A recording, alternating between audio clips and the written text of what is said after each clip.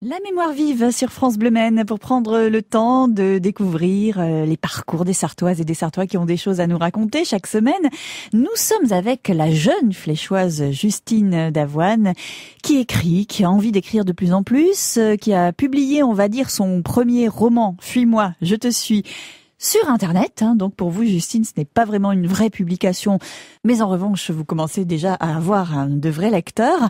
On l'a dit, on l'a répété, Justine, vous êtes née à La Flèche, vous y habitez encore aujourd'hui. C'est vraiment la ville de votre vie et de votre enfance. Parlez-nous justement un petit peu de votre enfance. À quoi elle ressemblait à La Flèche? Bien, je pense que j'ai eu une enfance tout à fait normale. J'ai une grande sœur, un petit frère. Bon, mon petit frère est arrivé 6 ans après moi.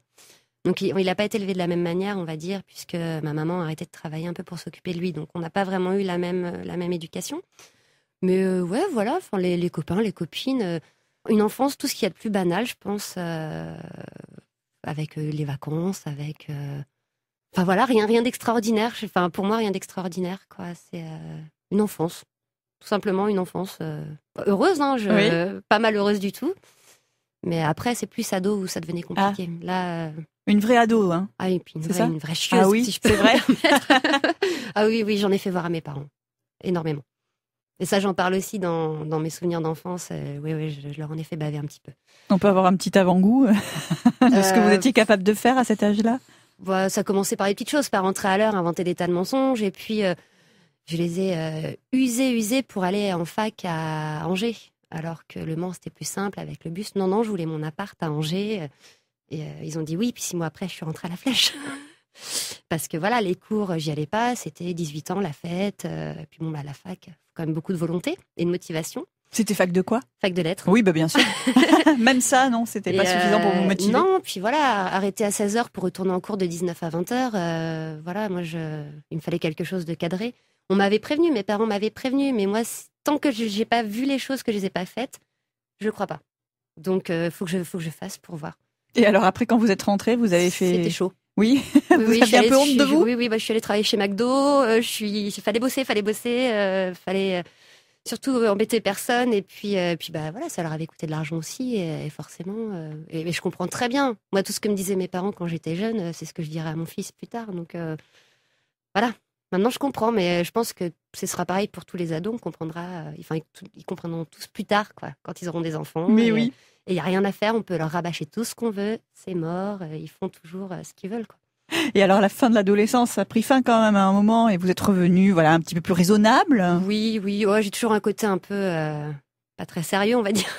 Ça reste, mais voilà, en plus, voilà, je suis maman maintenant, donc il y a quand même des limites, il y a des choses, voilà, faut avoir une vie normale.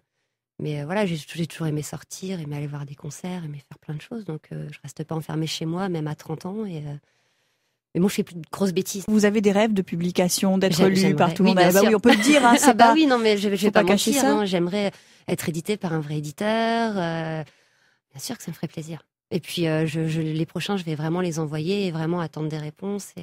Parce que c'est pas ce que vous avez fait avec le premier. Je l'ai envoyé à deux maisons d'édition. C'est pas suffisant. Et j'ai pas attendu parce que c'est un premier et que pour moi, c'est pas spécialement bien abouti. Enfin, c'est pas parfait. Bon, je pense qu'il y a rien n'est parfait, mais c'est encore moins parfait qu'un autre auteur. Enfin, voilà. Je suis pas assez contente de moi sur celui-ci, donc après on verra pour les autres, quoi. Mais ça, vraiment, vous voir écrivain un petit peu connu, on va dire. Ouais, ça me plairait, bien sûr. C'est quelque chose de dire le contraire, ce serait non, un bien peu sûr, on ne mentir. croirait pas. Voilà, on ne croirait pas. Mais c'est quelque chose qui est présent dans votre tête depuis longtemps, ouais, ça? Un rêve d'enfant, un peu? Oui. C'est vrai? Ah ouais, c'est un truc...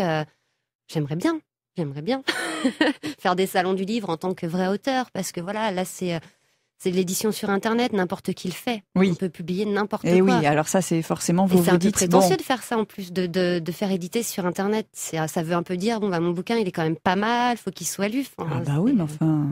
Si vous écrivez que vous avez envie d'être publié, c'est bien que vous vous dites qu'il y a quelque chose dans vos livres. J'ai des bons retours aussi à côté, donc tant qu'on me dit pas ouais c'est nul, la honte d'avoir fait ça, je continue, quoi. Qu'est-ce qu'on vous dit sur vos histoires, sur cette histoire que vous racontez? Alors il y a les gens qui connaissent la personne dont je me suis inspirée, donc qui voient pas le livre de la même manière que les autres forcément. Après il y a ceux qui me connaissent pas du tout. Enfin en fait jusqu'à présent j'ai eu des bons retours. Bon, je compte pas forcément les amis parce qu'ils ont un peu de mal à dire que ce qui leur plaît pas. Et je leur ai dit, faut forcer, faut les dur. critiques. S'il y en a vous pas êtes des prête mauvaises, à ça, vous, à entendre des critiques puis, il m'en vraiment faut des mauvaises. Sinon, je vais pas avancer. Donc, mais non, jusqu'à présent, j'ai des bons retours, quoi. Donc, c'est quelque part, c'est pas trop mauvais. C'est ce que je me dis. Les premiers retours de Justine, qui attend vos critiques d'ailleurs. Vous êtes les bienvenus. Si vous lisez son livre « Fuis-moi, je te suis », n'hésitez pas à lui faire savoir ce que vous en pensez. On souhaite à Justine évidemment d'être bientôt publiée dans une vraie maison d'édition puisque c'est son rêve. Elle le partage avec nous dans La Mémoire vive sur France Bleu Maine. Justine Davoine, la jeune fléchoise, est notre invitée.